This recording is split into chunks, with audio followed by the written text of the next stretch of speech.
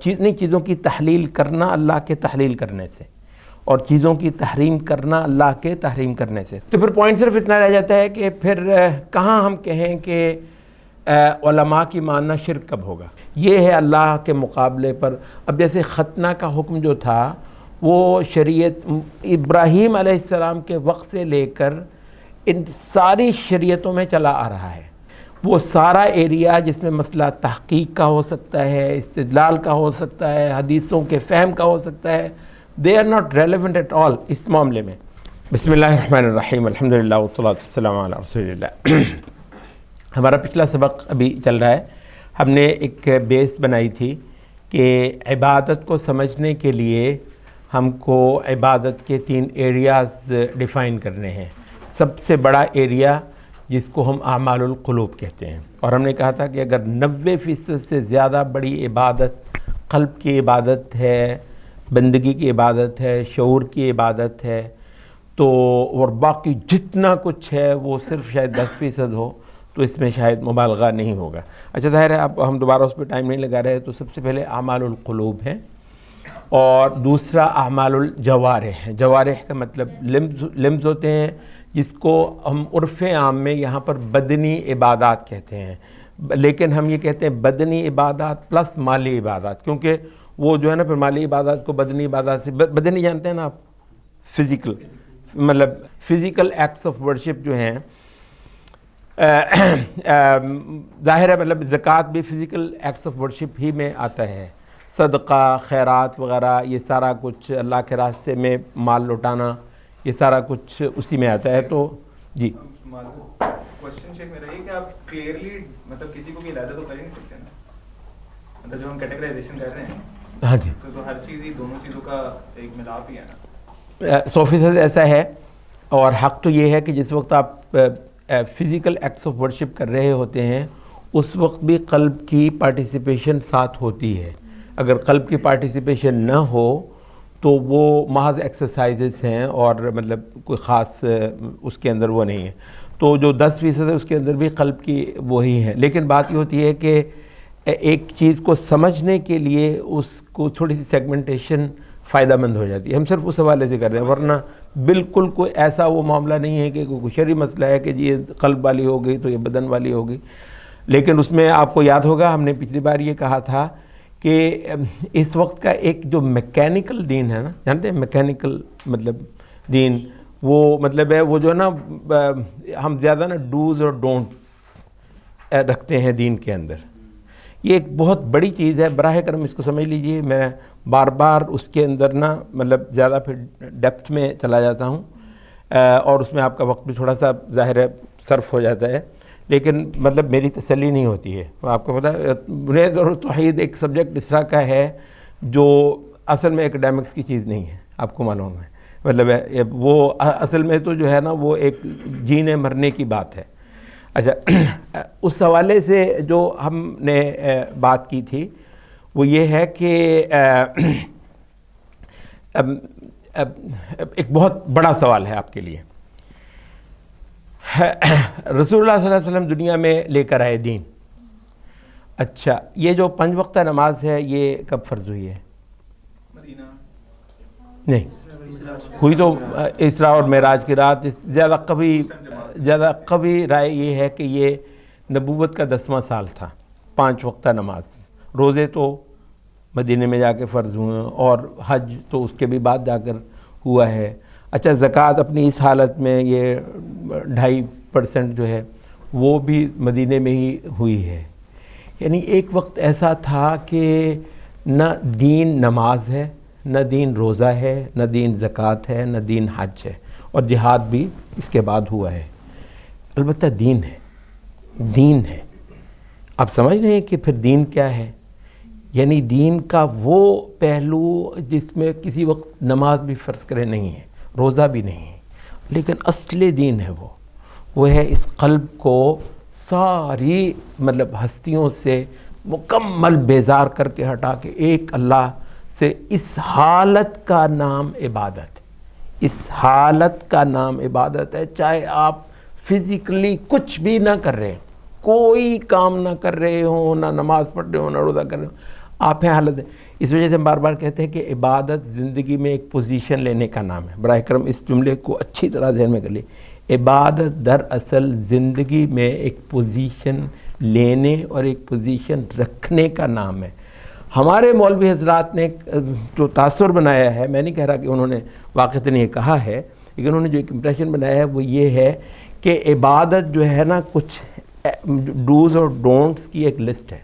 ایسا ہے یا نہیں ہے؟ تقریباً آپ کو محسوس ہوتا ہے جب بھی آپ جمعہ پڑھنے جاتے ہیں، مولوی صاحب کی گفتگو سنتے ہیں، تو تقریباً عبادت جو ہے ڈوز اور ڈونٹس کی ایک لسٹ ہے. ہم کہتے ہیں بلا شبہ عبادت ڈوز اور ڈونٹس کی ایک لسٹ بھی ہے، لیکن اس سے پہلے عبادت شعور کی، قلب کی ایک حالت کا نام ہے اور زندگی کے اندر ایک پوزیشن رکھنے کا نام ہے. بھی میری لڑائی ہے میری لڑائی ہے ان سب معبودوں کے ساتھ جو اللہ کے ماں سوا دنیا میں پوجے جاتے ہیں.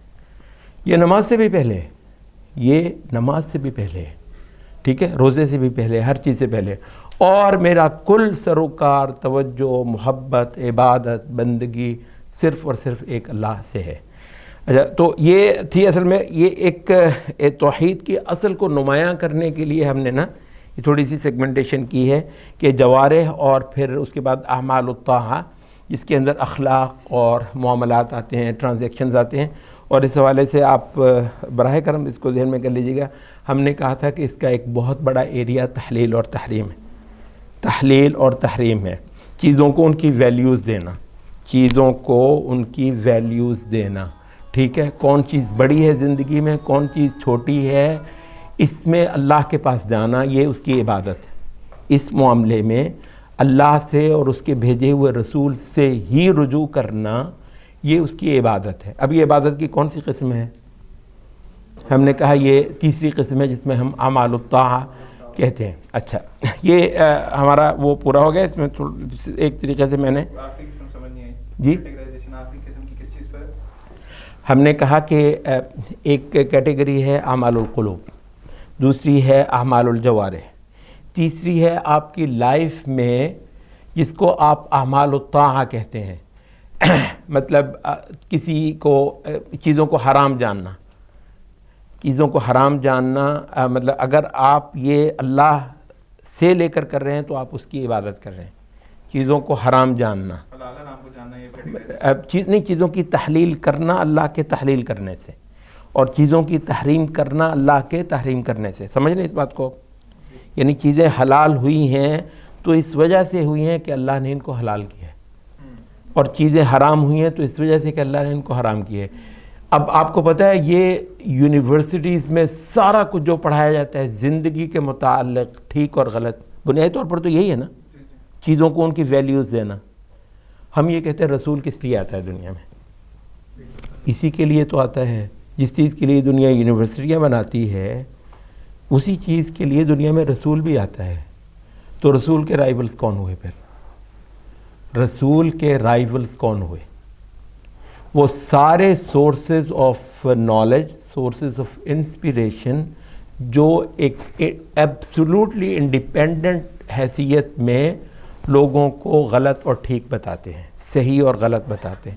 یہ باقاعدہ یہ اللہ کے شریک ہیں. سمجھ رہے ہیں آپ؟ توحید یہ باقاعدہ اللہ کے شریک ہے. کوئی بندہ مجھے بتائے گا؟ اس کی دلیل دی تھی ہم نے پچھلی بار حدیث سے، اور اصل میں قرآن مجید سے، جس کی تفسیر میں ہم نے حدیث کا ذکر کیا تھا. تو بنیادی طور پر وہ دلیل قرآن سے اور حدیث سے بیک وقت ہے. سورہ توبہ کی آیت تھی، بہت اچھا ہے، حدیث جو آپ نے ریفرنس دیا تھا حضرت عدی بن حاتم کی. اچھا، اس کے اندر عدی بن حاتم نے باقاعدہ یہ اشکال پیش کیا تھا نبی صلی اللہ علیہ وسلم کے سامنے کہ اللہ کے رسول، آیت یہ کہہ رہی ہے کہ ہم نے ان کو رب بنایا تھا، در حالے کہ ہم ان کے کوئی مطلب سجدہ وجدہ ان کو نہیں کرتے تھے، ان کے آگے کوئی ماتھے واتے نہیں وہ کرتے تھے. تو نبی صلی اللہ علیہ وسلم نے فرمایا کہ وہ جب حلال کرتے تھے حرام کو یا حرام کرتے تھے حلال کو تو تم اس میں ان کی مانتے تھے یا نہیں؟ تو انہوں نے کہا جی یہ تو کرتے تھے. کہ فذالک عبادتہم ایہم، یہی ہے ان کی عبادت کرنا. عبادت کا یہ معنی مطلب ہے یہ کون سا ہے؟ یہ تیسرے اس میں ہے اعمال الطاعہ. تو اطاعت بھی وہ ہمارے زیادہ تر جو مذہبی حضرات ہیں لفظ اطاعت کو بھی نا وہ بہت زیادہ فزیکل بناتے ہیں، بہت زیادہ فزیکل بناتے ہیں۔ اطاعت کا مطلب ہے کہ آپ فلاں عمل کریں، فلاں عمل کریں، فلاں عمل کریں، فلاں کام نہیں کرنا، فلاں کام نہیں کرنا۔ یہاں پر آپ سے ایک اور بھی اہم بات میں کر رہا ہوں، اور عقیدے کے حوالے سے ایک بہت بڑی چیز ہے توحید کو سمجھنے کے حوالے سے۔ دو سچویشنز ہیں، ایک آدمی ہے شراب نہیں پیتا، شراب نہیں پیتا، دوسرا ہے شراب پیتا ہے، ان میں سے کون سا زیادہ برا ہے؟ شراب پینے والا۔ اچھا، یہ جو شراب پیتا ہے یہ کہتا ہے کہ بھئی دیکھیں میں پیتا ضرور ہوں لیکن ہے یہ غلط، اور غلط بھی اس لیے ہے کہ اللہ جو دنیا کا مالک ہے اس نے اس کو حرام کیا ہوا ہے، میں مانتا ہوں بھئی چھوٹتی نہیں۔ اچھا، دوسرا بندہ ہے جس نے کبھی بھی شراب کو ہاتھ نہیں لگایا، لیکن کیا ہے یار شراب میں کیا مسئلہ ہے، جس کا جی کرے پی لے، جس کا جی چاہے نہیں پیے۔ دوسرا یہ شراب نہیں پیتا ہے، کون سا برا ان دونوں میں سے؟ جی، جو پیتا نہیں ہے لیکن سمجھتا یہ کہ اس میں برائی کیا ہے، یعنی یہ شرابی ہے وہ مشرک ہے، وہ مطلب چیزوں کی تحلیل اور تحریم، چیزوں کا ٹھیک اور غلط ہونا، چیزوں کو ویلیو دینا، اس کے لیے اس نے اللہ اور اس کے علاوہ کسی در کو پکڑ رکھا ہوا ہے، اور اگر وہ کوئی اور بھی نہیں ہے، اس کی اپنی ذات ہے، اس کا اپنا نفس ہے، تو دراصل افرأیت من اتخذ الہہ ہوا، وہ شخص جس نے اپنے ہوا کو، اپنے نفس کو الہ بنا لیا ہے۔ یہاں میں اور زیادہ اسپیسیفک ہونا چاہ رہا ہوں اس آیت کے حوالے سے۔ آپ کو پتہ ہے یہ آیت بہت زیادہ پڑھی جاتی ہے، ہمارا جو اعمال بیس بیانیہ ہے اس نے ایک بہت بڑی مس انڈرسٹینڈنگ اس آیت پر بھی دی ہے، اور آپ یقین کیجئے ہو سکتا ہے اب میں نے جب آپ کو کہہ دیا تو شاید آپ توجہ سے کریں گے، کئی سارے بہت اچھے قرآن مجید کے درس دینے والے یوٹیوب پر اور ادھر ادھر، میں تو سر پکڑ کے رہ جاتا ہوں جب وہ کہتے ہیں کہ بھائی یہ جب آپ نے اللہ کے مقابلے پر اپنے نفس کی سنی، اپنے نفس کی معنی اللہ نے کہا، فرض کر لیں کہ داڑھی کا مسئلہ ہے، مطلب ہے اللہ نے یا نبی صلی اللہ علیہ وسلم نے داڑھی رکھنے کا کہا ہے تو آپ نے نہیں رکھی ہے۔ اچھا، عورتوں کے معاملے میں ہم پردے کی مثال مطلب دے سکتے ہیں کہ اللہ تعالیٰ نے پردے کا حکم دیا ہے تو سر ڈھانپنے کا، تو ایک آدمی نہیں کرتا ہے تو اس نے اللہ کے مقابلے پر اپنے نفس کی مانی ہے نا، ایسا ہی ہے۔ تو کہنے لگے شرک کیا ہوتا ہے، یعنی ہم نے بھی یہ تیسرا پوائنٹ کیا لکھا ہوا ہے، اعمال الطاعہ، اطاعت، براہ کرم واضح ہو جائے، اطاعت کے دو لیول ہیں، اطاعت کے دو لیول ہیں، ٹھیک ہے؟ ایک ہے اطاعت کا اعتقادی لیول، ایک ہے اطاعت کا عملی لیول، ٹھیک ہے؟ اچھا، جو عملی لیول ہے اس میں صاف سی بات ہے، جب اللہ بچائے اللہ معاف کرے اگر میں شراب پیوں گا تو صاف سی بات ہے کہ اللہ کے مقابلے پر میں اپنے نفس کی مانوں گا۔ ہمارے ان حضرات نے اس پر یہ آیت لگا دی، افرأیت من اتخذ الہہ ہوا، تو نے وہ دیکھا ہے کہ جس آدمی نے اپنی ہوا کو ہی اپنا الہ بنا لیا، یا اپنا الہ اپنی ہوا ہی کو بنا رکھا ہوا ہے۔ اچھا، ہوائے نفس جسے نفس کہتے ہیں۔ اچھا، تو مطلب یہ آپ عام سنیں گے کہ جی اللہ نے یہ کہا ہے، یہ شخص اپنے نفس کی مانتا ہے اس کے مقابلے پر۔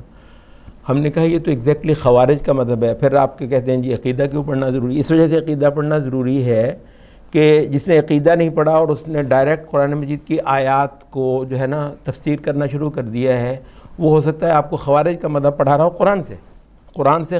خوارج کیا کہتے تھے؟ آپ کو یاد ہے پچھلی بار ہم نے ایک بات کہی تھی، 10 میں کہی تھی، پتہ نہیں کسی اور سبق میں، کبائر سے متعلق، نہیں وہ تو خوارج کا مذہب یہ تھا کہ کبائر کا مرتکب کافر ہوتا ہے۔ آپ کو معلوم ہے خوارج، کبائر کا مطلب کبائر کبیرہ کی جمع، کبیرہ کا مطلب بڑا گناہ، کبائر پر جو آدمی عادی ہوتا ہے، مطلب ہمیشہ کرتا ہے، مطلب ایک بار شراب نہیں، وہ شراب ہی پیتا ہے۔ اچھا، یا مثلا یہ کہ جھوٹ بولتا ہے، یا مطلب ملاوٹ کرتا ہے وغیرہ وغیرہ، اس طرح کا کوئی بھی جو چیز ہے اچھا چوری کرتا ہے، مثلا ڈکیت ہے، ایک آدمی ڈاکو ہے، تو خوارج نے کہا کہ یہ شخص کافر ہے، یہ شخص کافر ہے۔ اہل السنہ والجماعہ نے کہا نہیں، یہ اس کے لیے لفظ ایک بولتے ہیں عصات و اہل القبلہ۔ عصات عاصی کی جمع، عاصی کسے کہتے ہیں؟ نافرمانی کر بیٹھنے والا، گناہ گار، نافرمانی کرنے بیٹھنے والے کو کہتے ہیں عاصی، صاد کے ساتھ، عین الف صاد یا، عاصی، اس کی جمع عصات، عصات عین صاد الف اور گولتے، عصات، عصات و اہل القبلہ، اہل قبلہ میں کے گناہ گار لوگ۔ اچھا تو ہم نے کہا کہ کبائر کا مرتکب کافر نہیں ہوتا، کبائر کا مرتکب فاسق ہوتا ہے، کافر نہیں ہوتا۔ خوارج نے کہا کہ کافر ہوتا ہے۔ ایک اور فرقہ آیا معتزلہ، آپ نے سنا ہوگا، معتزلہ نے مطلب تھوڑا سا ایک سٹیپ ٹوورڈز اہل السنہ، لیکن سٹل مطلب ان دا کیمپ آف خوارج۔ تو انہوں نے کہا کہ یہ ایک سٹیج ہے، نہ وہ کافر ہے نہ وہ مومن ہے، وہ بیچ کی ایک سٹیج ہے۔ اس کے لیے انہوں نے باقاعدہ ایک لفظ بولا، منزلہ بین المنزلتین۔ یہ معتزلہ کے 5 بیسک فنڈامنٹلز میں سے ایک فنڈامنٹل ہے منزلہ بین المنزلتین، کہ کبائر کے مرتکب آدمی کو نہ ہم کافر کہتے ہیں نہ البتہ مسلمان کہتے ہیں، وہ مسلمان بھی نہیں ہے وہ کافر بھی نہیں ہے، سم تھنگ ان بٹوین۔ تو یہ معتزلہ نے کہا، ایک طریقے کا انہوں نے ریکونسائل کروانا چاہا خوارج کے اور اہل سنہ کے درمیان، جبکہ خوارج کہتے ہیں کہ یہ کافر ہے۔ ہمارے آج کے یہ جو درس قرآن دینے والے حضرات ہیں، انہوں نے ہمیں کہا کہ اللہ کے مقابلے پر اپنے نفس کی ماننا، شراب پینا، جھوٹ بولنا، چوری کرنا، ڈکیتیاں کرنا، یہ جو ہے یہ شرک ہے اور یہ کفر ہے۔ اچھا، ہم نے کہا کہ یہ مطلب ہے کہ دراصل یہ عمل کی سطح پر نفس کی ماننا ہے، عمل کی سطح پر نفس کی ماننا، جبکہ اعتقاد میں آپ یہی کہیں کہ یہ حلال ہے کیونکہ اللہ نے اس کو حلال کیا ہے، یہ حرام ہے کیونکہ اللہ نے اس کو حرام کیا ہے، یہ فرض ہے کیونکہ اللہ نے اس کو فرض کیا ہے، اور یہ جو ہے مکروہ وغیرہ وغیرہ جو بھی ہے، اس طرح کی چیزیں جو ہیں، ہم یہ شخص جو ہے آیت کا اطلاق کس پہ ہوگا، یہ اس پہ انشاءاللہ میں آپ کو الگ سے تھوڑا سا کانٹینٹ فراہم کر سکتا ہوں۔ عبداللہ ابن عباس وغیرہ وغیرہ کی تفاسیر اس میں موجود ہیں کہ یہ جو ہے نا فرأیت من اتخذ الہہ ہواہ، یہ آیت آتی ہے اعتقادی اطاعت پر، یہ آیت آتی ہے اعتقادی اطاعت پر، اور میں نے آپ سے عرض کر دیا ہے کہ اعتقادی اطاعت کے لیے ضروری نہیں ہے کہ آپ عمل سے نافرمانی کر بھی رہے ہوں۔ یہ بندہ کسی وجہ سے شراب نہیں پیتا ہے، یہ بندہ کسی وجہ سے زنا نہیں کرتا ہے، یہ بندہ کسی وجہ سے چوری نہیں کرتا ہے، ڈاکے نہیں مارتا ہے، لیکن کہتا ہے کہ اس میں حرج کیا ہے، اس میں غلطی کیا ہے، اس میں برائی کیا ہے، یہ ٹھیک ہے مطلب ہے۔ تو یہ شخص کو مطلب ہے تو برا شخص وہ ہے جو بندہ شرک کرتا ہو بنسبت گناہ گار کے، ٹھیک ہے۔ شراب پینے والا انشاءاللہ اللہ تعالیٰ کی اس رحمت کے دائرے میں ابھی تک ہے جس میں اللہ نے کہا ہے کہ شرک کے ما سوا میں چاہوں تو بخش دوں، یہ ابھی بھی اس امید کے دائرے میں ہے، ٹھیک ہے۔ جو شخص چور ہے وہ اللہ کی امید کے اس دائرے میں ہے۔ چور اگر مر جائے کوئی تو ہم پھر بھی اس کی جنازہ پڑھیں گے نا، بے شک اس کو چوری کرتے ہوئے، ڈاکہ مارتے ہوئے ہم نے ہی پکڑا ہو، ہمارے ہی انکاؤنٹر میں وہ مارا گیا ہو، پھر بھی ہم اس کا جنازہ پڑھیں گے۔ لیکن جو شخص مطلب یہ کہتا ہو کہ شراب میں یا چوری میں مطلب کوئی حرج نہیں ہے، وہ شخص کیا ہے؟ وہ مشرک ہے، وہ اعتقادی طور پر اللہ کے سوا کسی کو الہ بناتا ہے۔ یہاں پہنچ کر ہم ایک چیز آپ کو کہتے ہیں، آپ کو یاد ہے ہم نے کہا تھا کہ مطلب یہ اسباق کا بیسک کانٹینٹ بہت پرانا ہے، بہت پرانا ہے، اور ہونا بھی چاہیے پرانا، ہونا بھی پرانا ہی چاہیے، لیکن اس میں جو کچھ نئی چیزیں ہیں جو آج ہی پیش آئیں ان کو ہم اپنے ان اسباق میں انکارپوریٹ کرتے چلے جائیں گے۔ آپ کو یاد ہوگا یہاں ہم سوال کرتے ہیں کہ جس کو آج آپ لبرلزم کہتے ہیں، بنیادی طور پر کیا ہے؟ جس کو آج آپ لبرلزم کہتے ہیں، لبرٹی، کس چیز سے لبرٹی لینا چاہ رہے ہیں؟ کس چیز سے لبرٹی؟ مطلب نمبر آف تھنگ بیسیکلی. میں یہ نہیں کہہ رہا کہ صرف دین ہے، میں یہ نہیں کہہ رہا، ہو سکتا ہے کچھ اور بھی چیزیں ہوں جن سے وہ لبرٹی لینا چاہ رہا ہے، لیکن اس میں جو سر فہرست ہے وہ یہی ہے کہ کوئی اندیکھی ہستی، بلکہ وہ کہتے ہیں اندیکھی ہستیاں، ہم تو کہتے ہیں ایک ہی اندیکھی ہستی ہے اللہ، ٹھیک ہے نا، ہم تو کسی اور ایک کو مانتے ہیں، لیکن وہ ایک کو بھی اور اس کے ساتھ جتنے شریک ہونے والی اندیکھی ہستیاں ہیں، ان سین ڈیٹیز جو ہیں، ان ساروں کے حوالے سے وہ یہ کہتے ہیں کہ وہ مجھ کو حکم نہیں دے سکتے، وہ مجھ کو روک نہیں سکتے، وہ مجھ کو پابند نہیں کر سکتے، ٹھیک ہے. تو لبرٹی جو ہے یہ آپ کو پتہ ہے، یہ جو انقلاب فرانس تھا اس کے 3 بیسک سلوگن سے لبرٹی، ایکوالٹی اور فریٹرنٹی. تو یہ لبرٹی جو ہے نا انہوں نے لبرلزم لے لیا اور ایکوالٹی انہوں نے کمیونزم بنا لیا. تو یہ لبرل بلاک ہو گیا ایک بنیادی طور پر، یہ الحاد ہے، یہ ہیومنزم ہے. تو ہیومنزم کا ایک چلا گیا لبرلز ہو گئے، اور دوسرے جو ہے نا ایکوالٹی کا اصول چلے گئے، وہ کمیونسٹ ہو گئے، اور کہتے ہیں وہ فریٹرنٹی سے یہ جو ویلفیئر اسٹیٹ ہے وہ بنی. اچھا، بہرحال یہ تھا کہ جو لبرلزم ہے بنیادی طور پر یہ ہمارے اس میں جو تیسرا دائرہ ہے عبادت کا، اس سے براہ راست متصادم ہے، براہ راست اس کے ساتھ اس کی ٹکر ہے، اس کے ساتھ اس کا کلیش ہے، اور ہماری توحید مکمل ہوتی ہے چیزوں کو، خاص تمام کی تمام دنیا کے امور کو غلط اور صحیح کے حوالے سے صرف اور صرف اللہ اور اس کے رسول کی طرف لوٹانے سے. لوٹانا جانتے ہیں نا؟ جی آپ بتائیے. شیخ میرا سوال یہ تھا کہ ایک تو ہم نے اس کمپیریزن کو پڑھ لیا کہ اللہ تعالیٰ کے بجائے اپنے نفس کی مارنے کے اندر وہ شرک نہیں ہے. دوسرے کا شیخ کیا کمپیریزن آتا ہے کہ آپ اللہ تعالیٰ کے بجائے ایک تو آپ کی نفس ہے کہ کوئی اور اینٹیٹی، کوئی اور نظام، کوئی اور چیز اس کے سبسروینٹ ہے، ٹھیک ہے، جی، اور کسی حد تک ولنگلی سبسروینٹ ہے، فل مجبور بھی نہیں ہے، تو وہ آتا ہے شرک کی کیٹیگرائزیشن کے اندر؟ دیکھیں، اگر تو وہ یہ اعتقاد رکھتا ہے کہ جو میں کر رہا ہوں غلط ہے، اللہ نے اس کو غلط کہا ہے تو یہ غلط ہے، بھائی مجھ سے ہو جاتا ہے، میں کمزور ہوں، یا کچھ بھی کہے، یا کسی وقت جو ہے نا مطلب ایسا کچھ بھی نہ کہے لیکن صاف بات یہ ہو کہ وہ اس کو حرام مانتا ہے، یہ عملی نافرمانی ہے. یہ عملی نافرمانی ہے جس کو صرف خوارج کافر کہتے ہیں، یا پھر معتزلہ اس کو منزلہ بین المنزلتین کہتے ہیں. اہل السنہ والجماعہ کہتے ہیں کہ یہ امت کے گناہ گار ہیں، عصاۃ اہل القبلہ، یہ امت کے گناہ گار ہیں.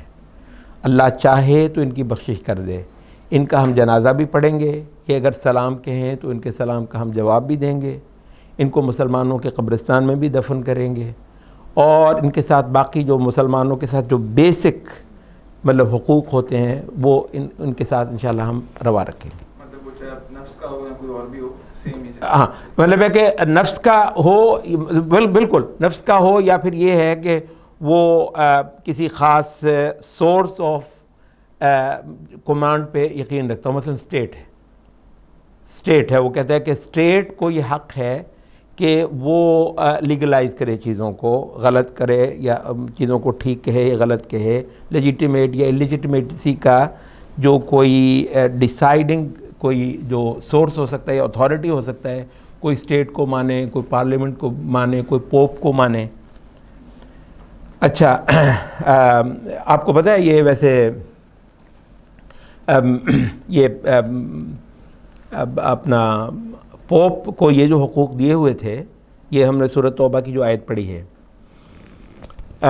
آج بھی جو ہے نا وہ آپ نے دیکھا ہوگا پوپ جب کسی، یہ کیتھولک پوپ جو ہے جو کہ ان کا سب سے بڑا فرقہ ہے، یہ جب بھی کسی ملک کے دورے وغیرہ پر جاتا ہے تو باہر ایئرپورٹ کے باہر نا وہ پروسیشنز ہوتے ہیں، وہ پلے کارڈز وغیرہ اٹھا کر کھڑے ہوتے ہیں کہ فلاں چیز کو حلال کرو. اب وہ لفظ اچھے نہیں ہیں، ہماری بیٹیاں بیٹھی ہوئی ہیں، مطلب یہ کیسا رہا کچھ آج کل جو چل رہا ہے نا، وہ کہہ رہے ہیں کہ جی ان چیزوں کو حلال کرو. وہ پوپ سے مطالبے ہو رہے ہوتے ہیں. آپ نے کبھی تصویریں دیکھی ہیں ایسی مظاہروں کی؟ دیکھیے گا کبھی بھی، غور سے کریں گے. پوپ کے جب بھی کہیں دورے ہوتے ہیں تو نا وہ لوگ جو ہے نا بڑے بڑے مجمعوں کی صورت میں ان سے مطالبہ کرتے ہیں کہ فلاں چیز ہمارے لیے لیگلائز کرو، ہمارے لیے حلال کرو. اچھا اس میں پوائنٹ کیا ہے؟ اب عام لوگ سمجھتے نہیں ہیں. وجہ یہ ہے کہ پوپ کا یہ اختیار ہے، پوپ اس کو حلال کر سکتا ہے، ٹھیک ہے، لیکن کسی وجہ سے وہ نہیں کرنا چاہ رہا، کل کو کر دے تو وہ کر دے. تو دراصل یہ ایک منصب ہے جو سورۃ توبہ نے بیان کیا، جس کو آج کا آپ کہتے ہیں تھیوکریسی کہتے ہیں. تھیوکریسی یہی ہے کہ مذہبی طبقوں کو حلال اور حرام کا حق ہونا. آپ یہاں پر ایک چھوٹی سی وضاحت میں یہ کر دوں کہ یہ جو ہے نا مذہبی طبقوں کو تحلیل اور تحریم کا حق ہونا، جو کہ ادی بن حاتم کی حدیث میں ہم نے آپ کو مطلب بالکل کلیئر کر دیا. یہ جو مذہبی طبقوں کو تحلیل اور تحریم کا حق ہونا، یہ اسلام جس کو عرف عام میں تھیوکریسی کہتے ہیں، اسلام میں سرے سے نہیں ہے، اسلام میں سرے سے نہیں. اچھا اس وجہ سے دین کی حکومت کو ہمارے یہ کچھ لبرل جو کرٹکس ہیں وہ کہتے ہیں یہ تھیوکریسی لے کر آنا چاہ رہے ہیں. اچھا ہمارے بھی کچھ لوگ کہہ رہے ہیں جی ہم لانا چاہ رہے ہیں. بھائی صاحب نہیں، تھیوکریسی شرک ہے. جس طرح یہ جو ہے ڈیموکریسی شرک ہے، اسی طریقے سے تھیوکریسی شرک ہے، اللہ کے علاوہ جو بھی ہو. اچھا ادھر ہمارے ہاں کیا ہے؟ ہمارے ہاں کیا ہے؟ خلیفہ ہیں حضرت عمر. اچھا وہ کہہ رہے ہیں کہ میرا جی چاہ رہا ہے کہ میں مہر کی ایک مقدار معین کر دوں. لوگوں نے بہت نکاح کو مشکل کر دی ہے. تو پیچھے سے ایک عورت اٹھ کے کہتی ہے کہ عمر تم یہ نہیں کر سکتے، جبکہ اللہ تعالیٰ نے کہا ہے کہ وہ آتے تم احداہن قنطارا، کہ تم نے اگر مہر میں عورت کو ایک سونے چاندی کا ڈھیر بھی دے رکھا ہو، جس کا مطلب ہے کہ یہ جو مہر ہے اٹ کوڈ گو انلمیٹڈ. تو اس وجہ سے آپ تو کہتے ہیں حضرت عمر نے سر گرایا اور کہنے لگے کہ اخطأ عمر و اصابت امرأہ، عمر سے غلطی ہوئی اور یہ عورت ٹھیک ہے. حضرت عمر کی یہ حیثیت نہیں ہے کہ وہ تحلیل اور تحریم کریں. اچھا آپ کو پتہ ہے ایک سورت پوری شروع ہوتی ہے سورت التحریم. نبی صلی اللہ علیہ وسلم کو اللہ تعالیٰ تو مطلب سرزنش کر سکتا ہے نا، ہم تو نبی صلی اللہ علیہ وسلم کے لیے صرف اور صرف تعظیم کے کلمات ہی کہیں گے، مگر اللہ تو اللہ ہے. سورت تحریم کہاں سے شروع ہوتی ہے؟ لما تحرم یا ایھا النبی لما تحرم ما احل اللہ لک، اے نبی تو کیسے حرام کر سکتا ہے ایک شے کو جس کو اللہ نے، تو نبی کو بھی حق نہیں. اچھا تو نبی تحلیل اور تحریم کرتا ہے دراصل اللہ کی طرف سے، کیونکہ اللہ خود ہم سے ہمارے ساتھ کلام نہیں کرتا، تو اس معاملے میں اللہ نے سب کچھ رسول پہ چھوڑا ہوا ہے. تو جو رسول کرے گا وہ اللہ کے مطلب اذن سے ہی کرے گا، اس کے بغیر نہیں کرے گا. وما ارسلنا من رسول الا لیطاع باذن اللہ. تو اللہ تعالیٰ کا اذن اس میں ہوتا ہے جب رسول کسی بات کی حکم دے اور اس کی اطاعت ہو. تو اب مطلب ہے کہ آپ نے یہ اندازہ کر لیا کہ یہ جو تھیوکریسی کا شرک ہے وہ تو یہ اس وقت جو ہے نا، میں آپ سے عرض کر دوں، پچھلی بار بھی میں نے وہ کہا تھا، معاملہ یہ ہے کہ جس چیز کا نام جدید انسان ہے وہ پہلے دونوں شرک یا پہلے دونوں عبادت تو کسی کی بھی نہیں کرتا. ایسا ہی ہے نا، ہمارا تو واسطہ ہی بھائی ایک اور مخلوق سے پڑا ہے. وہ تو کسی کے آگے بھی سجدہ نہیں کرتا، وہ کسی چھوٹے کے مقابلے پر. وہ بلکہ مجھے وہ لطیفہ یاد آ گیا. ہمارے ایک دوست ہیں، وہ کہنے لگے وہ میرے بھائی جو ہے نا وہ وکیل ہیں اور خاصے دین سے دور، تو کہتے ہیں وہ نا ایک قادیانی کے ساتھ ان کا اٹھنا بیٹھنا بڑھ گیا. تو کہتے ہیں مجھے پریشانی ہوئی کہ پہلے ہی نہ نماز پڑھتا ہے نہ روزے رکھتا ہے، تو یہ جو ہے اب قادیانی کے ساتھ اٹھنا بیٹھنا ہو گیا. تو کہتے ہیں میں نے اپنے دوسرے بھائی سے کہا کہ یار اس کا خیال کرو. یہ کہتا ہے یہ سچے کو نہیں مانتا، جھوٹے کو مانے گا یہ. تو مطلب وہ مطلب نہ وہ ایک ہی کو سجدہ کرتا ہے نہ وہ کئیوں کو سجدہ کرتا ہے. یہاں پر ہمارا مولوی جس شرک سے واقف ہے کہ غیر اللہ کو سجدہ نہیں کرنا، ماڈرن انسان کب کرتا ہے بھائی؟ اس وجہ سے ہمارے یہ لوگ اتنا زیادہ لٹ لے کر پڑ گئے ہیں. ہم جیسے سارے لوگوں پر کہتے ہیں کہ آپ شرک کا وہی بیان کریں جو اس سے پہلے کرتے آئے ہیں، جو عقیدے کی کتابوں میں لکھا ہوا ہے. بھائی صاحب عقیدے کی کتابوں میں جو کچھ لکھا ہوا ہے وہ مطلب ہے کہ اس وقت یہ کب تھا کہ ایسی مخلوق ہو جو نہ کسی کے آگے سجدہ کرتا ہو، نہ دعا کرتا ہو، نہ کسی کا خوف رکھتا ہو، نہ کسی سے ڈرتا ہو وغیرہ وغیرہ. تو سارا کچھ ہی نہیں ہے. تو اس وجہ سے آپ کو اندازہ ہو گیا، میرا وقت بھی تھوڑا سا زیادہ لگا ہے کہ جو تیسرا دائرہ ہے کتنا ریلیونٹ ہے ہمارے ٹائمز کے حوالے سے؟ کیا خیال ہے؟ ایسا ہے کتنا زیادہ ریلیونٹ ہے؟ وہ دو میدانوں کو تو ویسے اس نے فارغ کیا ہو، اس وجہ سے یہ اکانومی سے لے کر ٹھیک ہے سوشالوجی تک، اور یہ جو ہے پولیٹیکل سائنس تک، انٹرنیشنل ریلیشنز تک، اچھا اینتھروپولوجی تک، حتیٰ کہ یہ سائیکالوجی تک، یہ سارے جو ایریاز ہیں یہ لوگوں کو اندازہ نہیں ہے کہ یہ عبادت کے دائرے میں آتے ہیں۔ اعمال الطاعات چیزوں کی ویلیوز اللہ طے کرے گا، اکانومی کا مسئلہ ہو، پولیٹکس کا مسئلہ ہو، سوسائٹی کا مسئلہ ہو، ایجوکیشن سے متعلقہ بہت سارے معاملات ہیں، سارے کے سارے ان میں جس کی مانی جائے گی، جس کی طرف کو چیزیں لوٹائی جائیں گی، جس سے پوچھا جائے گا، پوری انسانیت جس کے پاس جا کر پوچھے گی کہ کیا کریں اور کیا نہ کریں، وہ اللہ اور اس کا رسول ہے۔ اور اس کے ماں سوا جتنے وہ سورسز ایسے طے کیے ہوئے ہیں وہ سارے کے سارے دراصل یا تو اللہ کے رائیول ہیں یا پھر اس کے بھیجے ہوئے رسول کے رائیول ہیں۔ سوری آپ سے پہلے ان کے جی بولیے۔ کہ میں سوچ ہی جا رہا تھا، کافی حد تک جواب مجھے مل گیا ہے، لیکن شیخ جو تھیوکریسی ہے فار انسٹنس، اب اس کے اندر ہمارے پاس صرف اس ایسپیکٹ کے اندر ایک اسلامک اسٹیٹ ہے جس کے اندر ایک فک فالو ہوتی ہے، یا کچھ بھی کوئی ایک اسٹیٹ ہے جس طرح ہم سعودی کے اندر ہم بھی فک فالو ہوتی ہے، تو اس کے اندر اب کوئی کسی بھی مفتی نے کوئی بھی جو کاؤنسل بیٹھے گی، بے شک اللہ کے اصولوں سے ان کے پاس وہ انہیرنٹ رائٹ ان کا نہیں ہے، ٹھیک ہے، لیکن وہ کسی بھی ماڈرن چیز کو یا کوئی ایسی چیز ہے جس کی پہلے نہیں ہو، پچھلے پرنسپل سے اس کے اندر سے قیاس کر کے اس کو حرام حلال قرار دے دیں گے، ٹھیک ہے۔ تو بس جتنا سوال رہ گیا وہ یہی ہے کہ اس کے اندر ہر بندے کو حق ہے ٹو چیلنج اٹ قرآن و سنت کے اوپر، مطلب سوال یہ ہے کہ ہر بندے کو حق ہے کوئی ایک، لیکن پھر ایٹ دا سیم ٹائم ایک جورس اسٹوڈنٹس کی ایک سینکٹیٹی ہوتی ہے کہ جی یہ فلانا کر رہے ہیں، ایک بڑے عالم ہیں، مفتی ہیں، جو بھی کر رہے ہیں، تو اس کی کوئی ویٹیج نہیں رہے گی۔ بہت اچھا سوال ہے۔ ہمارے ایک خاص طبقے کے یہاں پر جو ہے نا وہ انہوں نے اس کو بہت بڑا ایک مصیبت بنا دیا ہوا۔ یہ پوائنٹ آپ نے جو کیا ہے چھوٹا نہیں ہے، بہت بڑا ہے۔ وہ یہ ہے کہ ایک فقیہ کے پاس جانا، عامی کا ایک فقیہ کے پاس جانا اور مطلب اسی کی ماننا، کیا یہ شرک ہے؟ ہم یہ کہتے ہیں کہ عامی پر واجب ہے کہ وہ فقیہ کے پاس ہی جائے اور اپنے پاس سے کچھ بھی نہ کہے۔ آپ کو پتہ ہے غلطی کس کی معاف ہے؟ جی وہ جی اجتہاد میں غلطی ہوگی، اجتہاد میں غلطی کس کی معاف ہوتی ہے؟ مطلب یہاں پر بھی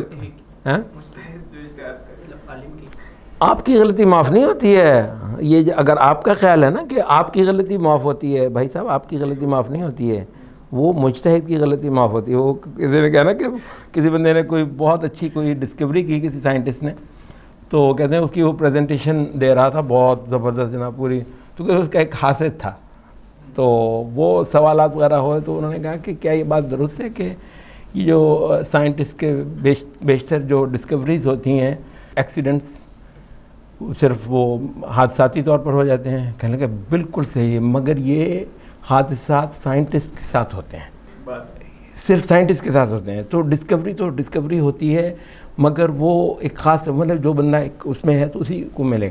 تو اس وجہ سے جو غلطی معاف ہوتی ہے وہ عامی کی غلطی معاف نہیں ہوتی ہے، وہ مجتہد کی غلطی معاف ہوتی ہے، ٹھیک ہے۔ تو اس عامی کا تو کام ہی اس کے پاس چلا جائے گا، اس کے پاس چلا جائے، اس کے پاس چلا جائے۔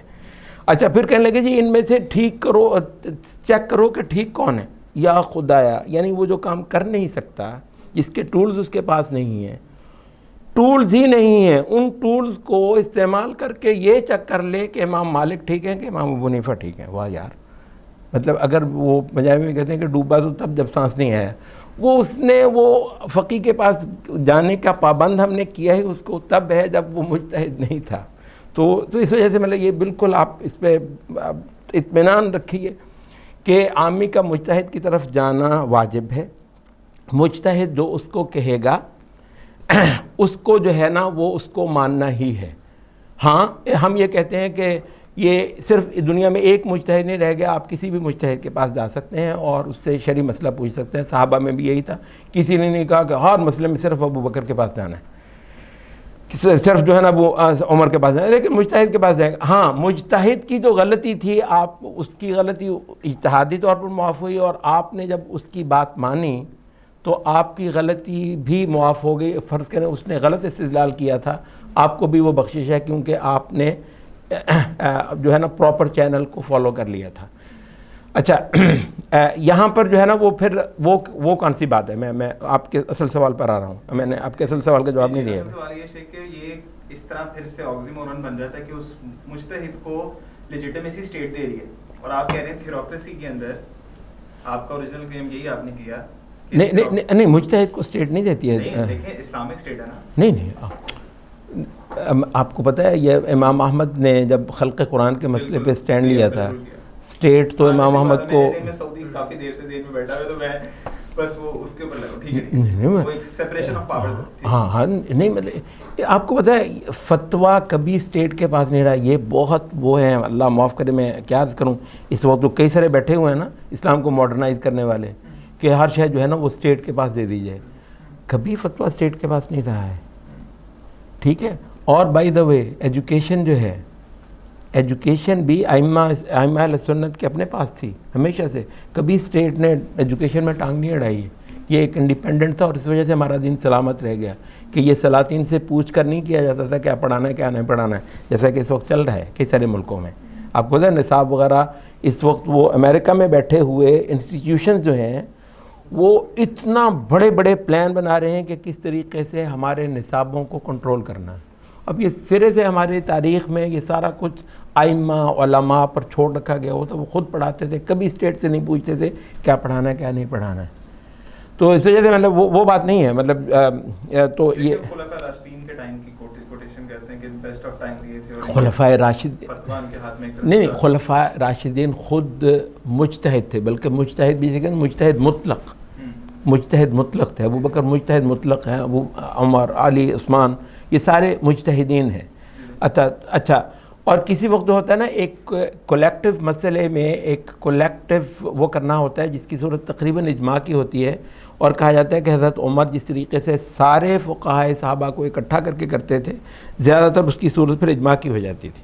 تو وہ یہ ہے کہ ایک کولیکٹیو فتویٰ کے لیے ہوتا ہے, اور کسی وقت اسٹیٹ اس کو فیسیلیٹیٹ کر دیتی ہے, اسٹیٹ اس کے فورم مطلب فراہم کر سکتی ہے.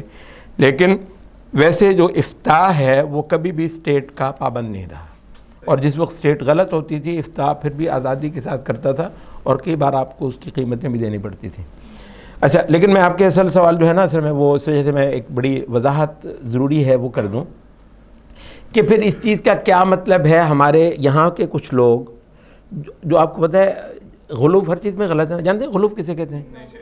ایگزیجریشن یا ایکسٹریمزم, مطلب گوئنگ ٹو ایکسٹریمز کسی صحیح بات میں بھی.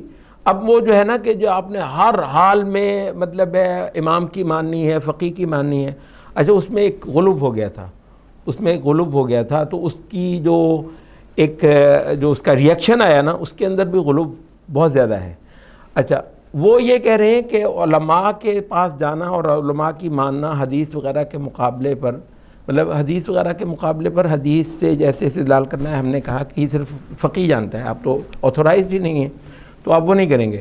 تو پھر پوائنٹ صرف اتنا رہ جاتا ہے کہ پھر کہاں ہم کہیں کہ علماء کی ماننا شرک کب ہوگا. یہ ایک جینوئن سوال ہے, اس کا میں جواب آپ سے عرض کر دوں کیونکہ بہت سارے آپ کو یہاں بڑے عجیب و قسم کے نا وہ الجھنیں دے کر چلے جاتے ہیں. جی اچھا علماء کی ماننا شرک کس وقت ہے؟ میں مانتا ہوں کہ کسی خاص صورت میں علماء کی ماننا شرک ہو سکتا ہے. اچھا یہ وفد نجران کا واقعہ کسی نے سنا؟ اچھا جی ہاں, نجران کے کرسچنز آئے تھے, کو 80 کے لگ بھگ لوگ تھے. وہ مسجد نبوی, وہ جس واقعے میں نبی صلی اللہ علیہ وسلم نے ان کو مسجد نبوی میں اپنی عبادت کرنے کی بھی اجازت دی. اچھا اسی میں جو ہے نا نبی صلی اللہ علیہ وسلم نے کہا کہ میرے ساتھ بات کرنے کے لیے کون آئے گا, تو ان میں سے 2 جو ہے نا آگے بڑھے, ان کے جو عالم تھے. اچھا نبی صلی اللہ علیہ وسلم نے ان سے کہا کہ اسلمہ, مسلم ہو جاؤ. اچھا ظاہر ہے مطلب وہ بھی اپنے آپ کو فن خواہ سمجھتے ہیں, تو کہنے لگے کہ اسلمنا قبلک, ہم تو اس سے پہلے ہی مسلم ہیں, مطلب تم تو ابھی آئے ہو, ہم تو اس سے پہلے ہی مطلب صحیح دین پر ہیں, اللہ کی عبادت کرتے ہیں. تو کہنے لگے اسلمنا قبلک, ہم تو اس سے پہلے ہی مسلم ہیں. تو نبی صلی اللہ علیہ وسلم نے فرمایا کہ تم جھوٹ بولتے ہو. کیا اللہ تعالیٰ نے ختنہ کرنے کا حکم دیا تھا یا نہیں دیا تھا؟ اچھا، اور وہاں پر نبی صلی اللہ علیہ وسلم نے ایک دو اور اس طرح کی چیزیں بھی جو معروف ہے کہ یہ عیسیٰ علیہ السلام کی شریعت میں تھا. اچھا ہوا کیا؟ اچھا اسی طریقے سے میرا سور کھانا، سور کھانے کا بھی نبی صلی اللہ علیہ وسلم نے کہا کہ کیا اللہ تعالیٰ نے تمہارے لیے سور کو حلال کیا تھا؟ سور جانتے ہیں نا، خنزیر. اچھا اس پر وہ چپ ہو گئے. اچھا دین کی وہ باتیں جو اسٹیبلشڈ ہے، یہ صرف علماء کے جاننے کی نہیں ہے، پورا معاشرہ جانتا ہے کہ سور حرام ہے، ٹھیک ہے، شراب حرام ہے. آج اگر کوئی دینی اتھارٹی کہے کہ ہم تم کو شراب کی اجازت دیتے ہیں اور آپ کہیں اب اس نے اجازت دے دی ہے تو ہم وہ کرتے ہیں، یہ ہے اللہ کے مقابلے پر. اب جیسے ختنہ کا حکم جو تھا وہ شریعت ابراہیم علیہ السلام کے وقت سے لے کر ان ساری شریعتوں میں چلا آ رہا ہے. اچھا موسیٰ علیہ السلام کی شریعت میں وہ موجود ہے، عیسیٰ علیہ السلام کی شریعت میں بھی موجود ہے. حتیٰ کہ ایک بار میں امریکہ میں تھا، ٹرین میں میرے ساتھ وہ ایک پریسٹ بیٹھا ہوا تھا. میں نے کہا چلیں تھوڑا سا وقت ہے تو اس سے کچھ سوالات کا، میرا بھی وہ تھا، میں نے کہا چلیں ڈائریکٹ سے پوچھتے. میں نے کہا یہ جو سور وغیرہ تھا یہ عیسیٰ علیہ السلام نے اس کو حرام کیا ہوا تھا؟ کہنے لگا ہاں حرام ہی کیا ہوا تھا. میں نے کہا پھر حلال آپ کے ہاں کیسا ہوا؟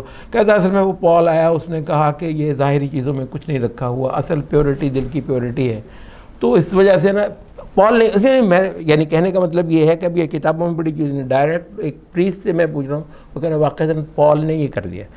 اب ایک اسٹیبلش جو حکم ہے، ایک وہ ہے حدیث ضعیف ہے نہیں ہے، حدیث خبر واحد ہے نہیں ہے. خبر واحد کے لیے اہل مدینہ اور شرطیں لگاتے ہیں، اہل فقہائے کوفہ اور شرطیں لگاتے ہیں، ان کے نزدیک وہ حدیث ہی ثابت نہیں ہے. اچھا اس لیے چیز میں یہ مولوی صاحب آپ کو بھڑکا رہے ہیں کہ دیکھا آپ یہ امام ابو حنیفہ نے فلاں چیز کو ناجائز کہا ہے، شریعت میں وہ جائز ہے وغیرہ، اور وائس ورسا. ہم نے کہا بھائی صاحب یہ ایریا ہی نہیں ہے.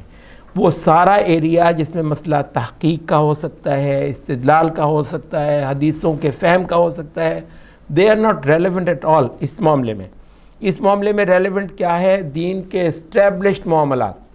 جیسے مطلب بعض پیر ہوتے ہیں، آپ کو پتہ ہے وہ آپ کو نماز معاف کر دیتے ہیں. ہاں ہاں ہاں ہاں ہاں ہاں ہاں. اچھا وہ آپ کو جو ہے نا وہ نماز معاف کر دیتے ہیں. اچھا اب نماز کا جو ہے نا، نماز کی فرضیت دین کا ایک معلوم امر ہے. اچھا اس میں یہ تحقیق کی الجھن ہوگی کہ یعنی نماز فرض ہے یا نہیں ہے، شراب حرام ہے یا نہیں ہے، سود حرام ہے یا نہیں ہے. تو جو اسٹیبلشڈ دین کی چیزیں ہیں، اگر کوئی پیر یا کوئی عالم یا کوئی اتھارٹی وہ کہے کہ ہم تم کو یہ معاف کرتے ہیں، یہ حلال تھا ویسے اب ہم تمہارے لیے حلال کرتے ہیں. آپ کو پتہ ہے یہ ازہر کے بعض علماء نے سود کو تقریباً حلال کیا ہے، الازہر کے بعض علماء نے، اور وہ اس میں وہ یہ کہ جناب سود جو ہے نا جی وہ مطلب اب اگر علماء کی طرف سے سود کو حلال کر دیا جائے گا تو یہ البتہ اس میں آ جائے گا کہ یہ مسئلہ تحقیق کا نہیں ہے. اسٹیبلش چیزوں میں مسئلہ اب عامی اور عالم کا فرق ہی نہیں ہوتا. نماز کا فرض ہونا آپ مطلب یہ نہیں کہتے کہ عالم نے کہا ہے تو فرض ہوئی ہے. تو جو اس دین کی جو اسٹیبلش چیزیں ہیں، حلال دین کے اسٹیبلشڈ، حرام محرمات دین کے اسٹیبلشڈ، ان چیزوں میں اللہ کے سوا کسی کی سننا، ٹھیک ہے، اور اسی کی بتائے ہوئے تحلیل کے قائل ہو جانا، یہ شرک ہے. اچھا اور ہم نے کہا اصل میں یہ تھیوکریسی ہے.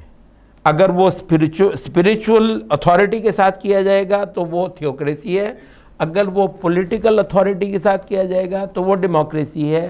اور دونوں صورتوں میں اگر تحلیل اور تحریم اللہ اور اس کے رسول سے ہٹا کر کسی اور سے لی گئی تو وہ شرک ہے، چاہے وہ اسپریچول اتھارٹی کے ساتھ ہو، چاہے وہ پولیٹیکل اتھارٹیز کے ساتھ ہو. اور ایک وقت میں آپ کو پتہ ہے چرچ اور اسٹیٹ ایک تھے، اصل میں چرچ اور اسٹیٹ ایک تھے، بعد میں ان کی سپریشن ہوئی ہے، گویا اتھارٹی ڈسٹریبیوٹ ہو گئی ہے، شرک ایک ہی ہے. اب ایک شرک کی ایک صورت جو ہے وہ تھیوکریسی ہوگی اور اسی شرک کی ایک صورت ڈیموکریسی ہوگی. اور ہم کیا کہتے ہیں؟ ہم کہتے ہیں توحید. ہم یہ کہتے ہیں کہ ان سب معاملات میں آپ نے اس ہستی کے پاس جانا ہے جس نے زمین آسمان کو پیدا کیا ہے. وہی حق رکھتی ہے کہ آپ کو چیزوں کی ویلیوز بتائے, چیزوں کا ٹھیک ہونا غلط ہونا وہ طے کرے گی. جی سوری میں آپ کا سوال بھول گیا تھا. جی ایک ویلیو اللہ تعالیٰ نے ہمیں خود دی ہے, فار ایگزامپل جیسے نماز فرض ہے, جی ویلیو اللہ تعالیٰ نے ہمیں خود دی ہے. لیکن ایک مطلب زندگی میں آپ ایک انسان چیزوں کی ویلیو خود بھی سلیکٹ کرتا ہے. اب ایک مسلمان ہے فار ایگزامپل, وہ مطلب بورن مسلم ہے, لیکن اس نے فرض نماز پڑھنا چھوڑ دی ہے بالکل, تو اس نے اپنے لحاظ سے یہ ویلیو ڈیسائیڈ کر لیا اپنے. ویلیو اس نے ڈیسائیڈ کی ہے تو بہت گڑبڑ ہو جائے گی. ہم بات صرف یہ کر رہے ہیں کہ عملاً وہ نکما ہے, سست ہے, کہتا ہے ویسے پڑھنی چاہیے بھی, میں گناہ گار ہوں. ہم اس لیول کی بات کر رہے ہیں. نہیں جیسے ہی وہ کہے گا نا کہ نماز پڑھنا غیر ضروری ہے, تو وہ اس بیسک اس میں چلا جائے گا جس میں جو اعتقادی اطاعت ہے, اعتقادی تحلیل اور تحریم چیزوں کا واجب ہونا یا حلال ہونا, اسی میں ہی اس نے اللہ کو ریپلیس کر دیا کسی اور کے ساتھ. نہیں, پھر وہ بیسک جو دائرہ ہے نا عبادت کا, اس میں چلا گیا. سمجھ رہی ہیں نا آپ؟ تو میں نے شاید آپ کی بات پوری نہیں ہونے دی, لیکن اگر آپ کا سوال اس سے متعلق ہے نا کہ ایک بندے نے نماز میں ڈھیلا ہے, نہیں پڑھتا ہے, مطلب روزے رکھنے میں سست ہے, ایک بیوی ہے پردہ کرنے میں سست ہے, مطلب ہم یہ کہتے ہیں کہ مطلب وہ انشاءاللہ یہ صرف اس کی عملی نافرمانی ہے, اعتقادی اس کی اطاعت غیر اللہ کے لیے نہیں ہے. ہمارے کم فہموں نے کہا کہ یہ غیر اللہ کی اطاعت ہے. گناہ کرنا یا ہمیشہ گناہ کرنا ایک ہی, انہوں نے کہا کہ یہ غیر اللہ کی اطاعت ہے.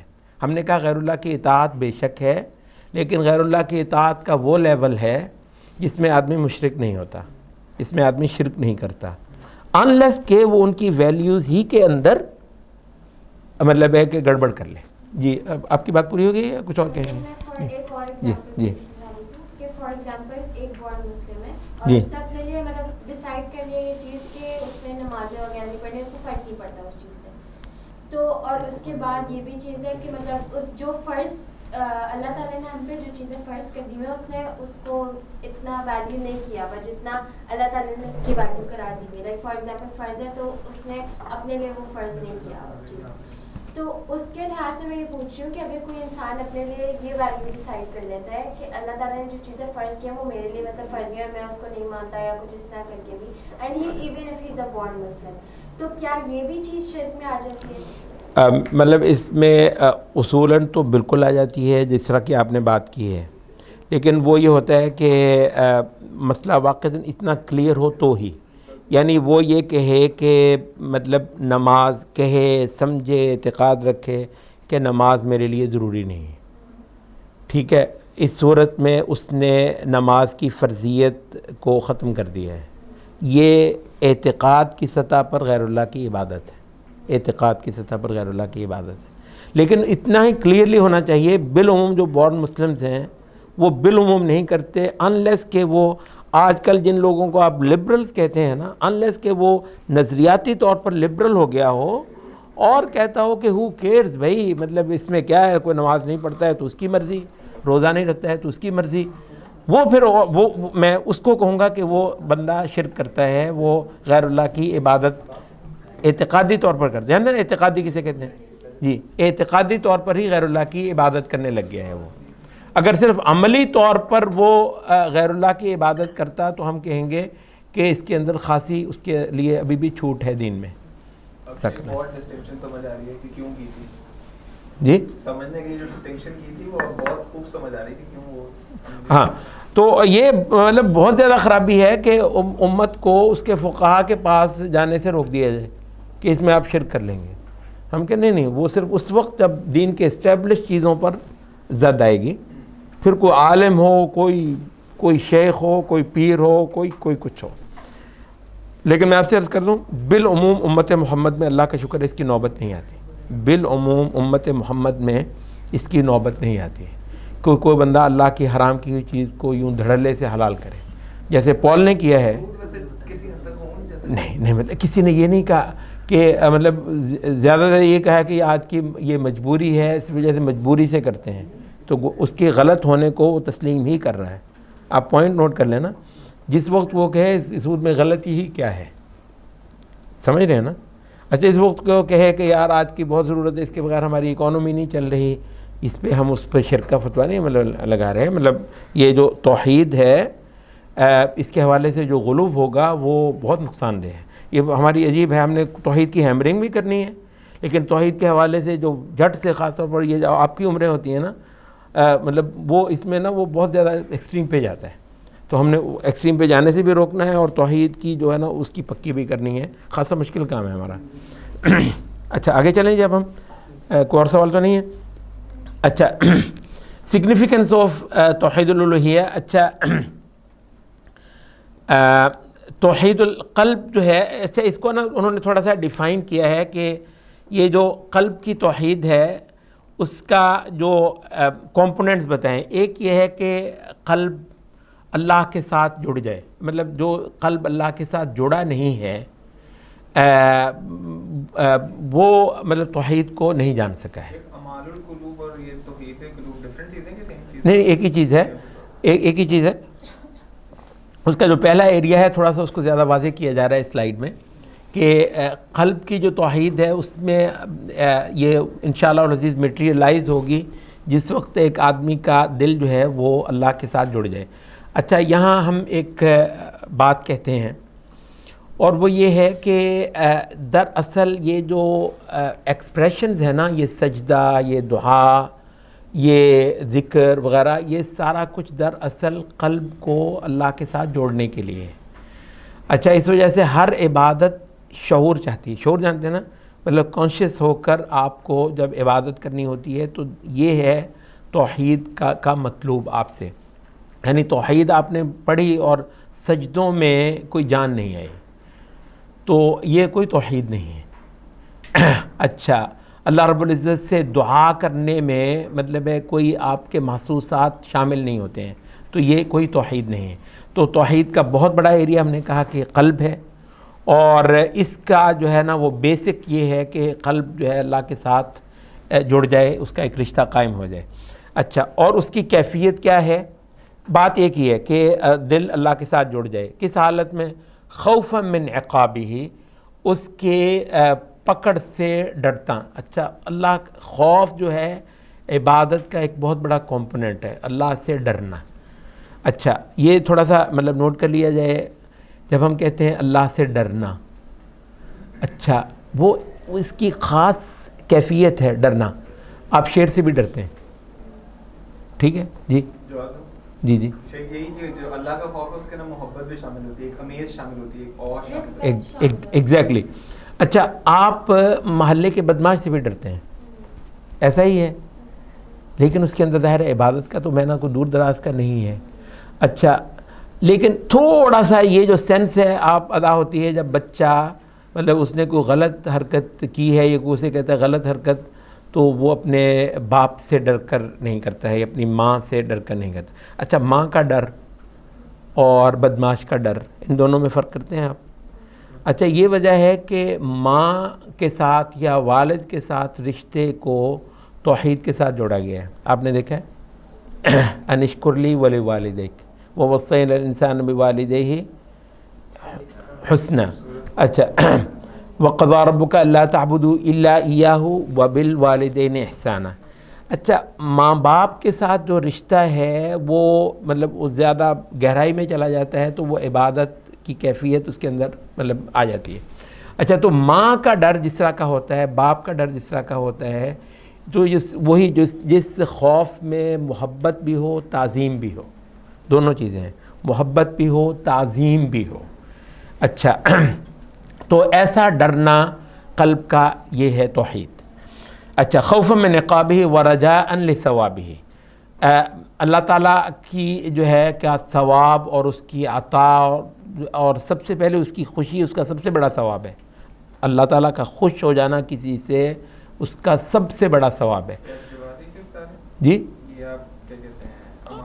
جی جی جی ورجاء لثوابہ. توحید القلب یہ ہے کہ تمہارا دل اللہ کے ساتھ جڑ جائے اس حال میں کہ اس کا ڈر تم پر طاری ہو جائے، ٹھیک ہے، اس کی پکڑ کا ڈر اور اس کے ثواب اور اس کی عطا کی امید بے حد و حساب بیٹھ جائے دل میں. اچھا محبتاً لہو، اور یہ سارا کچھ محبت کی صورت میں ہو. تو اور اس میں آخری چیز وہ یہ ہے کہ یہ سارا کچھ اس کا فریم ہے، آخری جملہ من وذالک من خلال اتباع الرسل، یہ سارا کچھ جو ہے نا رسولوں کی اتباع کی صورت میں ہو. اب اللہ کو پانا آپ کو پتہ ہے ساری دنیا اس پہ لگی ہوئی ہے، یہ ایک اور اہم پوائنٹ ہے. آپ کو پتہ ہے ساری ہی دنیا، یہ جتنے مندر بھی ہیں، چرچ بھی ہیں، جو بھی وہ ہے، دراصل سارے کا سارا یہ سارے اللہ کو پوجنے میں لگے ہوئے ہیں. مطلب اصل چیز کیا ہے، کس کی عبادت قبول ہونی ہے، کس کی نہیں ہونی ہے؟ جس کی عبادت خود اللہ کی مقرر کی ہوئی ایسا ہی ہے. یہ جو آیت ہے سورۃ آل عمران کی، قل ان کنتم تحبون اللہ فاتبعونی یحببکم اللہ، ترجمہ آتا ہے اس آیت کا، کہو کہ اگر تم اللہ سے محبت کرتے ہو فاتبعونی تو میری اتباع کرو. آگے کیا لفظ ہیں؟ یحببکم اللہ، اللہ تم سے محبت کرے گا. اچھا یعنی نبی کو اگر فالو کرنے لگ جائیں تو اللہ تم سے محبت کرے گا. یہاں پر امام ابن قیم ایک بڑی ہی خوبصورت بات کہتے ہیں. وہ کہتے ہیں کہ یہ بالکل کوئی بڑی بات نہیں ہے کہ آپ اللہ سے محبت کرتے ہیں، ویسے تو بہت بڑی بات ہے، کیا خیال ہے؟ لیکن وہ کہتے ہیں یہ بالکل کوئی بڑی بات نہیں ہے کہ آپ اللہ سے محبت کرتے ہیں. بات یہ ہے کہ سارے ہی ادیان اللہ سے محبت کرتے ہیں، سارے ہی مذاہب کے لوگ اللہ سے محبت کرتے ہیں. کہتے ہیں بڑی بات یہ نہیں ہے، بڑی بات یہ ہے کہ اللہ تم سے محبت کرے. تمہارا اللہ سے محبت کرنا نہیں، اللہ تم سے محبت کرے. اور اللہ تم سے محبت کرنے کے لیے شرط کیا لگائی ہے؟ فاتبعونی، رسول کے ذریعے سے میرے پاس آؤ. Come to me through the path of the prophets, میں نے جو رسول بھیجے ہوئے ہیں. یہاں سے ہم فارغ کرتے ہیں سب کو، آپ سمجھ رہے ہیں؟ یہاں سے ہم سارے مذاہب کو، اس میں ہم شک نہیں کرتے، ہم بالکل اس کو چیلنج نہیں کرتے، بالکل اس کو ڈیبیٹ نہیں کرتے کہ جی یہ سارے کے سارے اللہ کو پوجنے میں لگے ہوئے نہیں لگے ہوئے ہیں. ہم یہ کہتے ہیں ان کی عبادت اللہ کی مقرر کی ہوئی نہیں ہے. ٹھیک ہے، تو یہ جو آخری چیز ہے یہ اصل میں فریم ہے کہ یہ سارا کچھ، یہ محبت بھی، یہ خوف بھی، یہ تڑپ بھی، یہ جذبہ بھی، یہ امید بھی، یہ سارا کچھ جو ہے یہ سب کچھ ہو تو اس فریم کے اندر رہتے ہوئے جو رسولوں کے ذریعے سے ہم کو دیا گیا ہے. تو یہ ہے دل کی توحید، قلب کی توحید. اچھا اب ہم اس کی جو ہے نا یہ آخر میں جا رہے ہیں، وہ جو ہمارا سبق تھا پچھلی بار کا. اچھا یہ جو توحید عبادت ہے اکثریت نے اس کو جو ہے نا اسی کو مس کیا ہے. توحید ربوبیت میں اکثر، یہ ہم پہلے بات کر چکے ہیں لیکن صرف ہم اس کو تھوڑا سا ریکیپچر کر رہے ہیں. تو اس کی اہمیت کے حوالے سے ہم بات کر رہے ہیں کہ ایک تو جس کو یہ ملی ہے دراصل اس کو توحید ملی ہے.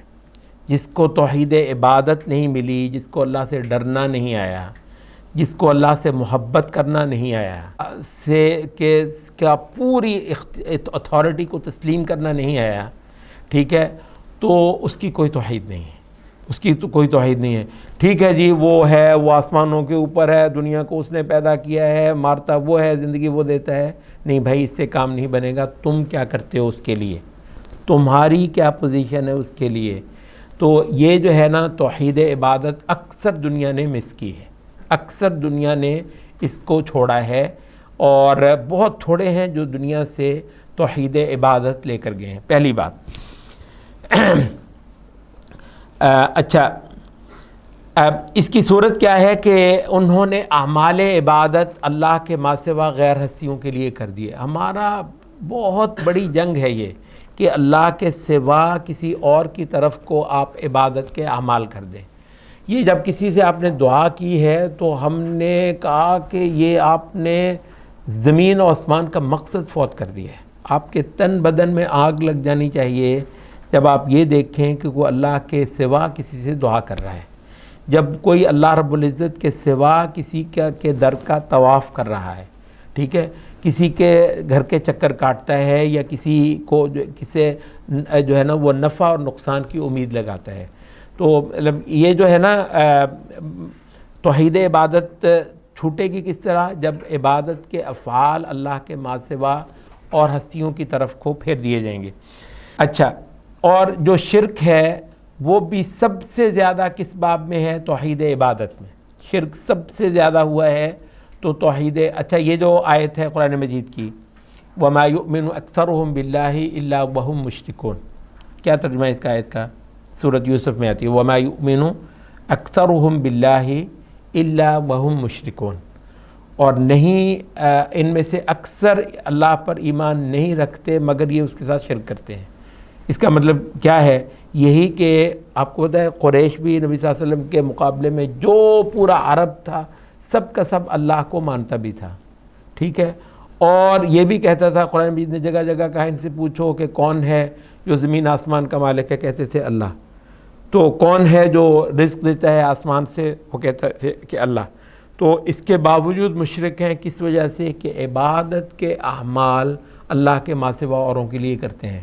اچھا، تو یہ وجہ ہے کہ عالم اسلام میں یہ جب اسلام کی حالت بگڑی تو بہت ساری جگہوں پر قبروں کے اوپر جا کر، مزاروں کے اوپر جا کر اور مختلف جگہوں پہ جا کر وہ مطلب منتیں ماننا اور ہاتھ پھیلانا، دعائیں کرنا، ان سے لینا اللہ کے ما سوا، ان سے جا کر مانگنا، یہ ایک ایسا وہ تھا کہ رسول اللہ صلی اللہ علیہ وسلم کے دنیا میں آنے کا مقصد فوت کرنے والی بات تھی۔ اچھا، یہاں اب آخری بات ہے، یہ آخری سے پہلا جو پوائنٹ ہے وہ یہ ہے کہ اگر آدمی تو عبادت میں شرک کرتا ہو لیکن آپ نے بورن مسلمز کہا، لیکن بورن ہونے کی وجہ سے لا الہ الا اللہ بھی پڑھتا ہے، کیا ایسے آدمی کو لا الہ الا اللہ فائدہ دے گا؟ ایک آدمی غیر اللہ کو سجدے کرتا ہے، غیر اللہ سے دعا کرتا ہے، غیر اللہ سے استغاثہ کرتا ہے، اچھا کہتا وہ لا الہ الا اللہ بھی ہے، تو کیا اس کو لا الہ الا اللہ فائدہ دے گا؟ نہیں دے گا۔ وجہ یہ ہے کہ لا الہ الا اللہ کا جو بنیادی ترین مطلب ہے یہ بندہ اس کو بریچ کر رہا ہے، یہ وہ جو بنیادی ترین مطلب ہے لا الہ الا اللہ کا وہ اس کو مطلب بالکل توڑ رہا ہے۔ تو اس وجہ سے لا الہ الا اللہ کہنا دراصل شرک کی نفی ہے۔ تو اگر شرک ہوتا ہو اور لا الہ الا اللہ کہتا ہو، اس کا مطلب ہے کہ لا الہ الا اللہ سرے سے اس آدمی کے ہاں بے فائدہ ہے۔ جی جی کہ شرک ایک بہت بڑا گناہ ہے جی، اور فار ایگزامپل ایک انسان نماز پڑھتا ہے جی، اینڈ اس کے ساتھ ہی کوئی اور انسان آگے اس کو دیکھنا شروع کر دیتا ہے اینڈ سب کانشیسلی وہ اپنا سجدہ لمبا کر دیتا ہے۔ اس میں یہ چیز ایک آ جاتی ہے کہ وہ سجدہ تو اللہ کو کر رہا ہے لیکن اس نے جب اپنا سجدہ لمبا کر دیا ہے اس نے ایک اور انسان کو اس میں شریک کر دیا۔ اب جب شرک اتنا بڑا گناہ ہے تو اتنی چھوٹی مائنر چیز جو کہ سب کانشیسلی ہوئی ہے اس میں بھی یہ چیز۔ ہاں، یہ آپ کا سوال بہت اچھا ہے۔ آپ کو یاد ہوگا ہم نے کہا تھا کہ یہ شرک اصغر ہے، یہ شرک اصغر ہے۔ شرک اصغر کرنے والا بندہ اصل توحید پر باقی ہی ہوتا۔ اصل توحید کا مطلب ہے جو بیسک توحید ہے اس پر باقی ہے۔ تو ہم بات کر رہے ہیں، وہ اتنا ڈرا رہے ہیں آپ کو شرک اکبر کے حوالے سے، تو یہ جو آپ بات کرنی ہے تو شرک اکبر ہے ہی نہیں، شرک اصغر ہے۔ یہ بھی بہت برا ہے، یہ بھی بہت برا ہے، عام کبائر سے زیادہ نقصان دہ ہے ریا جو ہے، لیکن شرک اکبر تو نہیں ہے۔ آپ کو ہم نے کہا تھا شرک اکبر وہ ہے جو دنیا میں دائرہ اسلام سے خارج کرتی ہے اور آخرت میں ہمیشگی کے جہنم۔ تو استغفر اللہ یہ وہ ہے جو اللہ کے علاوہ کسی کی عبادت کرے گا، جو کسی کو دکھانے کے لیے اللہ کی عبادت کر رہا ہے، انشاءاللہ وہ اس میں نہیں آتا۔ جی اچھا یہ اب بنیادی طور پر ابھی آپ نے جو سوال کیا نا یہ اسی سے متعلق ہے۔ تو اخلاص کا جو ایک پہلو ہے وہ اس کو جب آپ نے بریچ کیا تو وہ شرک اکبر ہو جاتا ہے، ٹھیک ہے، اور اخلاص ہی کا اخلاص عبادت اللہ کے لیے خالص کر دینا، اسی کا جو ایک دوسرا لیول ہے جس کو ہم جس کی بریچ کو ہم شرک اصغر کہتے ہیں۔ تو ان دونوں کے مابین ذرا اگر آپ فرق تھوڑا سا مجھے دوبارہ بتا دیں تو ہمارا یہ درس مکمل ہو جاتا ہے۔ فرمائیے کیا فرق ہے؟ ایک میں عبادت کا مقصود ہے، ہاں جی، اس میں شرک اکبر جو ہوتا ہے، مطلب مقصود آپ کا مقصود میں شرک اکبر نہیں ہوتا، مقصود میں مقصود میں معبود اللہ کے ساتھ کو ریپلیس کر کے آپ نے کو اور معبود کر دیا، وہ شرک اکبر ہے، اور وہ دنیا میں دائرہ اسلام سے خارج کرتا ہے، آخرت میں ہمیشگی کی دوزخ ہے، کبھی بخشش نہیں ہے۔ اچھا، اور جو شرک، جو اخلاص کا جو چھوٹا لیول ہے اور جس کا اپوزٹ شرک اصغر ہے، وہ کیا ہے آپ بتا رہی تھیں؟ ہاں، کہ مقصود کے معاملے میں آپ نے ریپلیس کر دیا ہے، یا اللہ کے ساتھ کسی اور کو شامل کر دیا ہے۔ ریپلیس نہ بھی کیا ہو، پھر بھی نماز آپ اللہ ہی کے لیے پڑھ رہے ہیں، لیکن تھوڑا سا یہ ہے کہ وہ بھی دیکھ لے تو آپ کو خوشی ہو جائے، تو جتنا آپ نے یہ کیا اتنا آپ نے شرک اصغر کیا۔ اور شرک اصغر سے اہل علم نے کہا کہ بچنا بہت مشکل ہے، اور بالعموم اس کی جو ہے نا صرف دعا کی جاتی ہے، یہ نہیں کہ اس سے بچنا نہیں ضروری نہیں، بس دعا کر لیں، یعنی اس سے آپ نے بچنا ہوتا ہے، لیکن کم ہی کو بچتا ہے۔ وہ جو اچھی بات ہے کہ آپ نے مجھے یاد یہ کروائی دی ہے۔ اچھا، یہ جو نبی صلی اللہ علیہ وسلم نے کہا ہے کہ الشرک فی هذه الامتی اخفى من دبیب النمل علی صفوۃ سوداء، جی اچھا، وہ جو ہے کالی چونٹی ہو، رات کا وقت ہو، اور سیاہ چٹان پر چیونٹی چھوٹی سی جیسے چلتی ہے، جیسے وہ آپ سے چھپ سکتی ہے۔ نبی صلی اللہ علیہ وسلم نے فرمایا کہ میری امت میں شرک اتنا خفی جانتے ہیں؟ چھپا ہوا مطلب ہارڈ ٹو نوٹ۔ اچھا، یعنی یہ آپ کو پتہ ہے یہ ظالم لوگ ہیں جنہوں نے شرک اصغر، اس کو ہم شرک اصغر بھی کہتے ہیں، شرک خفی بھی کہتے ہیں، شرک خفی بھی کہتے ہیں۔ اچھا، دوسرے کو کیا کہتے ہیں ہم؟ شرک اکبر کو شرک جلی، وہ شرک جلی ہے، جیم لام یا پر شد، جلی، اور یہ شرک خفی۔ اچھا، شرک یہ ایک طبقہ ہے یہاں پہ، اور بالعموم لوگوں کو مطلب شرک کے بزنس میں انگیج کرتا ہے کہ اچھا یہی جو ہے نا مطلب غیر اللہ سے دعائیں، نظریں، منتیں وغیرہ، پورا یہ بزنس کرتا ہے۔ اچھا، ظاہر ہے جب ان کو ہم کہتے ہیں توحید، اچھا وہ کہتے ہیں یار خام تم کیا شرک سے تو کوئی بچے نہیں سکتا، اللہ کے بندے شرک سے تو کوئی بچے نہیں سکتا، حدیث نہیں پڑھی، حدیث میں آیا کہ شرک تو اتنا خفی ہے۔ پوائنٹ یہ ہے کہ جو اتنا خفی ہو، اتنا خفیہ ہو، اتنا ہارڈ ٹو نوٹ ہو، ٹھیک ہے، کہ وہ سیاہ رات میں سیاہ چونٹی اور سیاہ چٹان کے اوپر چلی جا رہی ہو، کیا اس کی آہٹ سننی ہے، کیا کچھ ہونا ہے۔ تو بات یہ ہے کہ شرک کے مسئلے پر اتنا خفی ہو، اور اس کی سزا آپ نے جو پوچھی ہے وہ یہ کہ ہمیشہ کی دوزخ ہو۔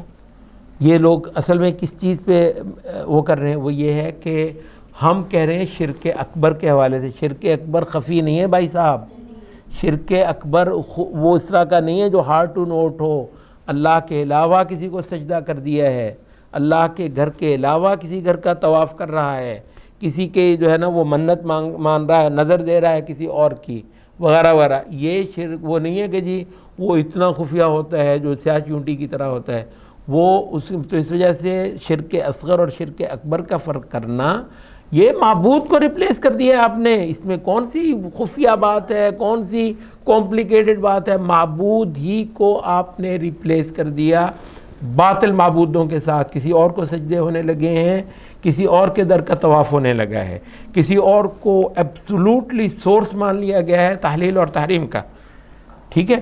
تو اس میں کوئی وہ پیچیدہ بات نہیں، کوئی خفیہ بات نہیں۔ یہ کچھ حضرات ہوتے ہیں، یہ پیر حضرات، وہ ایسا کو شرک سے کون بچ سکتا ہے بھائی صاحب، تو بچ سکتا ہے شرک؟ نہیں جی، مطلب پڑھے نہیں حدیث میں۔ اچھا، تو اس طرح کے وہ جو ہے نا لوگوں کو ٹیررائز کرتے ہیں ٹھیک ٹھاک، وہ مطلب حدیث کا کوئی مطلب ہے لگاتے اس کو کہیں پر ہے۔ اچھا، تو یہ ہمارا ہو گیا پورا، میرا خیال آج کے لیے پھر یہی کافی ہے، اگلا سبق انشاءاللہ پھر اگلی بار ہم کر لیں گے۔